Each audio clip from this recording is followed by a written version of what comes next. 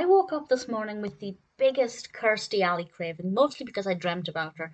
So I figured now was the perfect time to watch Salem Witch Trials. I'd actually been putting this off because it's very long. The film is 3 hours, maybe slightly over it, and I have a relatively short attention span at the best of times. But I thought, let's give it a go. I have quite a history with The Crucible. Arthur Miller's The Crucible. I studied it at school. I've performed in it in drama. So that was kind of where I was coming from with this. And obviously, a lot of the names are recognizable. And I have to say, it was interesting.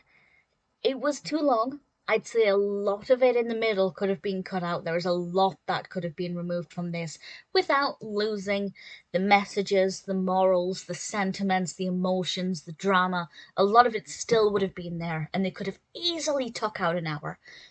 But that aside, it was pretty decent.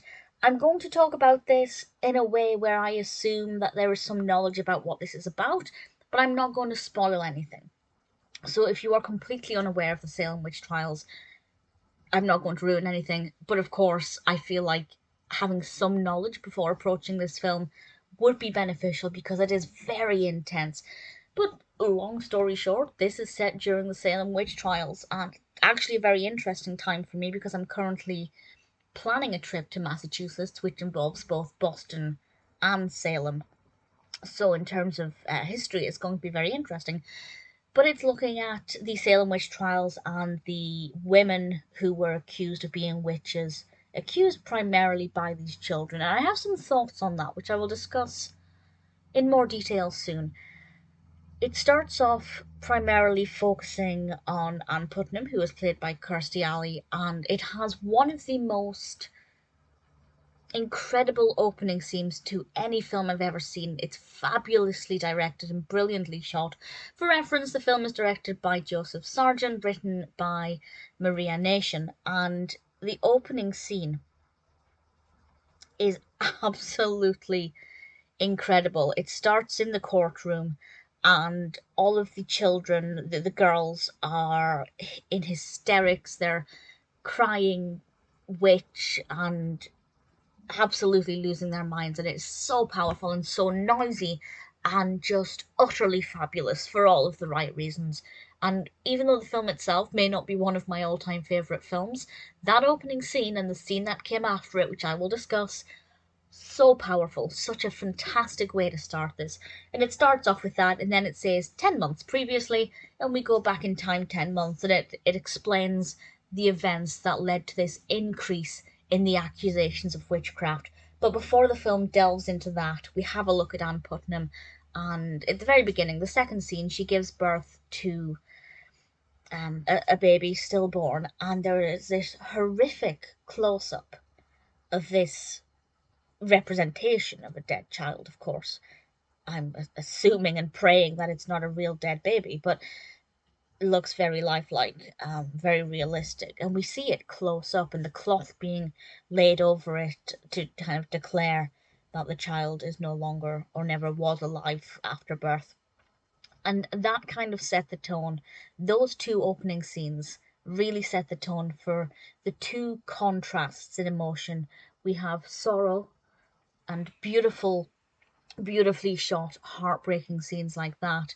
And we have the mass hysteria that we had with the opening scene, and they're kind of the two main themes throughout this. There is no light relief, there is no comedy, and that kind of says that should be without, I shouldn't need to say that, but sometimes dramas can have that. But this is intense, and it's 3 hours, and it's heartbreaking. Actually, that's a lie. There is one scene that's designed to evoke laughter. Just one scene. And I'm not going to say which scene it is. I don't want to spoil it. But I will say that it's beautifully done, perfectly timed. Um, Fabulous mix of characters showing this solidarity. And I absolutely loved it. You will know exactly which scene it is when you see it. But other than that, it's a very raw, brutal, real emotional roller coaster. But most of the emotions are negative, and we initially follow Ann Putnam, and then her daughter and various other girls begin to accuse people of witches, and the witch trials increase, and there are all kinds of morals and different opinions, and it's just chaotic. And I do think, as I said, it's a bit too long. There is about an hour's worth of footage that did not need to be in this. That did not add anything, and I feel like it kind of dragged in the middle, but it did pick up momentum again. And yes, it's 3 hours, yes, it's too long, but it didn't hamper my enjoyment. And I watched it for Kirstie Alley, but I stayed for, first of all, the narrative. It's obviously a very interesting look at Salem witch trials, and for me, the most comprehensive that I've seen. The costumes are brilliant. I'm sure there are some inaccuracies somewhere. That's usually the case with any kind of drama, but for me, it was atmospheric. The makeup really got this sense of poverty with some of the characters. A lot of the costumes were made from wool. Kirstie Alley at one point wears this kind of head wrap or shawl that's made of wool, and it felt like I was being immersed in this time period. It felt like I was observing this story at the time, which is something that I really appreciate. The music was very emotional and very moving and very effective. There were some characters I generally didn't care for. Some of them I thought were not that interesting, but most of them do play an important role. We do have other great names in here. Shirley MacLaine, Alan Bates, brilliant casting across the board.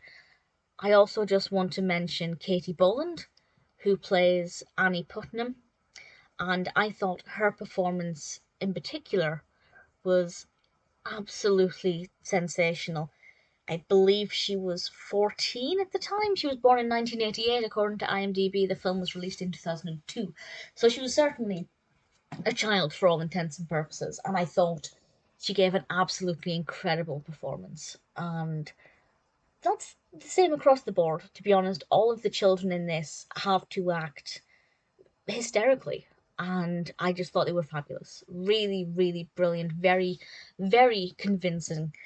And that's something that actually surprised me with this. And as I said, I've got a lot of experience with the Crucible. That's kind of my main sort of reference for the Salem witch trials. And usually, when I'm considering that, I think the girls are making mischief, and that's why they're accusing the witches. That's kind of my interpretation from, I've seen the Crucible performed, I've been in scenes from the Crucible at various drama lessons, and I've studied it as part of an English literature course.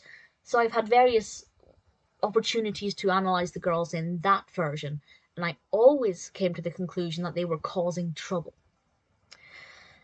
But with this version, I got the impression not that they were actually being attacked by witches, but that they did succumb to mass hysteria, and that they were a product of the town's own hysteria and a product of the town's own making, which is one of the first times, maybe the first time, where I've kind of looked at them in that way, and it's definitely given me a fresh perspective on why witches were accused. Not that I thought everybody was making trouble. A lot of it is, scaremongering, and you begin to fear what you're being told. But this interpretation definitely made me think that the girls weren't causing trouble, and that they actually did just succumb to this mass hysteria. I'd love to know what your interpretation is, and especially if you watch this after having an experience with Arthur Miller's The Crucible, which for the most part is most people's introduction to the Salem witch trials. Thoroughly recommend the film with Winona Ryder if you haven't seen it. I really adored this. There's about an hour of it that I thought could have been cut out, but even that hour of footage I didn't hate. Some of it was a bit slow, but it wasn't bad. I just feel like it could have been a bit tighter and a bit neater and a bit more powerful if they'd cut out some of these slower, more waffly moments. But I'm really glad that I woke up this morning craving Kirstie Alley, because it led me to finally watching this 3-hour film that I had been putting off, and I'm glad I've seen it. It's powerful, it's moving, it's beautifully done. If it's your introduction to the Salem witch trials, I do recommend you watch The Crucible first, as it's easier to digest. But once you have kind of the basic concept and the basic understanding, and the characters as well, this is definitely a great way to build on that, to provide a different interpretation perhaps. It's entertaining for the right reasons. It's educational. It's eye-opening. It's moving and thought-provoking. And I really thoroughly enjoyed it.